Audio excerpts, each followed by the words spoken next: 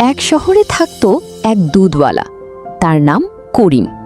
সে প্রতিদিন সকালে গরুর দুধ নিয়ে মানুষের বাড়ি বাড়ি যেত এবং বিক্রি করত। শুরুতে সবাই তাকে বিশ্বাস করত, কারণ সে ছিল খুব মিষ্টি কথা বলা মানুষ। কিন্তু তার একটা খারাপ অভ্যাস ছিল, সে প্রতিদিন দুধে পানি মেশাত।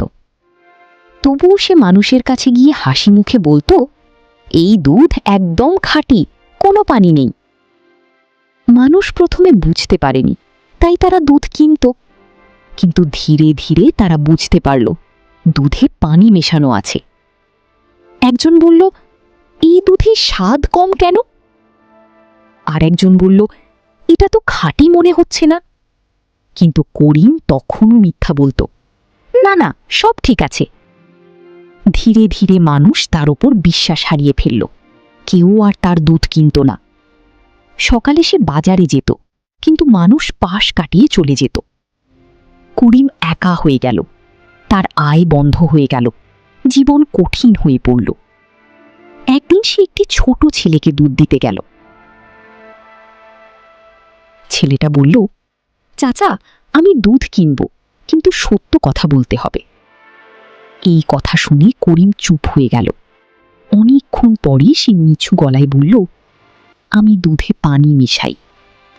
ছেলেটা বলল, এটাই তো উচিত ছিল প্রথম থেকেই। সেই কথা করিমের মনে খুব বড় ধাক্কা দিল।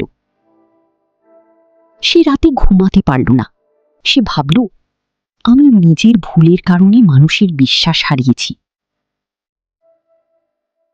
পরের দিন সে সিদ্ধান্ত নিল, সে আর মিথ্যা বলবে না।